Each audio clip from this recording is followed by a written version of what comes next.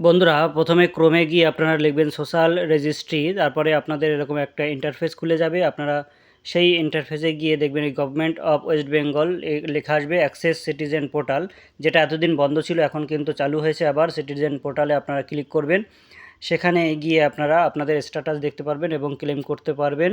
অন্যের বিরুদ্ধেও আপনারা অবজেকশন দিতে পারবেন, সেটা এখনই খুলে যাবে। দেখুন যে নতুন একটা যে এটা আসলো, আপনারা প্রথমে সিলেক্ট করবে আপনাদের ডিস্ট্রিক্ট সিলেক্ট করবেন। ডিস্ট্রিক্ট আপনারা আপনাদের মতো যেটা হবে সেটা সিলেক্ট করে নেবেন। তারপরে আপনাদের ফোন নাম্বার দিতে হবে। ফোন নাম্বার দেওয়ার পরে একটা ক্যাপচা আসবে, ক্যাপচাটাকে আপনাদের দিতে হবে। দেখুন ফোন নাম্বার আমি এন্ট্রি করছি। ফোন নাম্বারের পরে আপনাদের ক্যাপচাটা দিতে হবে দেখে দেখে। সেই ক্যাপচা দেওয়ার পরে সেন্ড ওটিপিতে ক্লিক করবেন আপনারা। ক্লিক করার পরে রিকোয়েস্ট ওটিপিতে ক্লিক করলে ওটিপি যাবে আপনাদের মোবাইলে, যে নাম্বারটা দেওয়া ছিল আর কি, যে নাম্বারটা আপনারা এখানে দিয়েছেন সেই নাম্বারে ওটিপি যাবে। সেই ওটিপিটা দেখে আপনাদের কিন্তু ওটিপি দিতে হবে। যাই হোক, আমি ক্যাপচাটা দিচ্ছি, তারপরে ওটিপি যাবে। ওটিপি এসছে, এবার ওটিপি আপনারা 6 ডিজিটের যে ওটিপি মোবাইলে এসছে সেটা আপনারা এখানে দেখে দেখে দিয়ে দেবেন। তারপরে ভেরিফাই অ্যান্ড কন্টিনিউ করবেন। ভেরিফাই অ্যান্ড কন্টিনিউ করবেন। আপনারা চাইলে ফোন নাম্বারও চেঞ্জ করে নিতে পারেন। যাই হোক, ভেরিফাই অ্যান্ড কন্টিনিউতে ক্লিক করবেন ওটিপি দেওয়ার পর।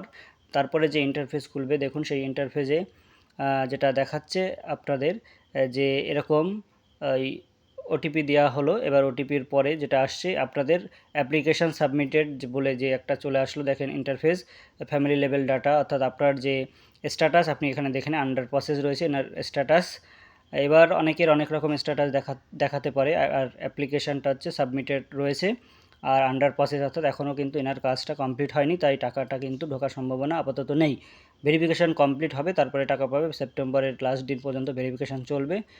তারপরে কিন্তু এর মধ্যেও অ্যাপ্রুভ পেয়ে গেলে টাকা ঢুকতে পারে সামনের মাসে। যাই হোক, এরকম যাদের দেখাচ্ছে তারা কিন্তু আপাতত আপনাদের মনে হচ্ছে কিছু করার নেই। যদি কিছু করার থাকে আমি পরে আবার জানিয়ে দেবো।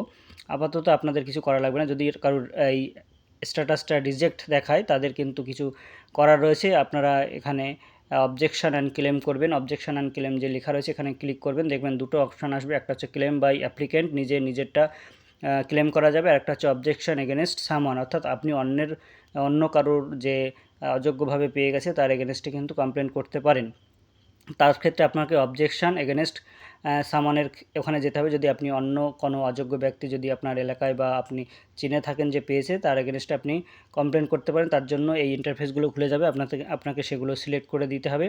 দেওয়ার পরে আপনার সাবমিট করতে হবে, তাহলে কিন্তু তার এগেনস্টে একটা কমপ্লেন গেল। তারপরে ইনকোয়ারি হবে, যদি প্রমাণিত হয় তিনি অযোগ্য তাহলে সেটা বাদ যাবে।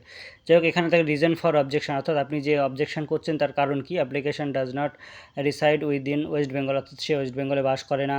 Application is not aged between 25 to 60 years, অর্থাৎ সে 25 থেকে 60 বছরের মধ্যে পড়ে না। Applicant is in any permanent government job, অর্থাৎ সে সরকারি চাকরি করে বা তার পরিবারের কেউ করে, এরকম একটা অপশান রয়েছে। অ্যাপ্লিকেশান পেজ ইনকাম ট্যাক্স, অর্থাৎ অ্যাপ্লিক্যান্ট সে ইনকাম ট্যাক্স দিয়ে থাকে। এরকম বিভিন্ন রকম অপশান থাকবে, তার মধ্যে আপনাকে দিতে হবে যে কী কারণে সে পাওয়ার অযোগ্য, তারপরে আপনাকে সাবমিট করতে হবে।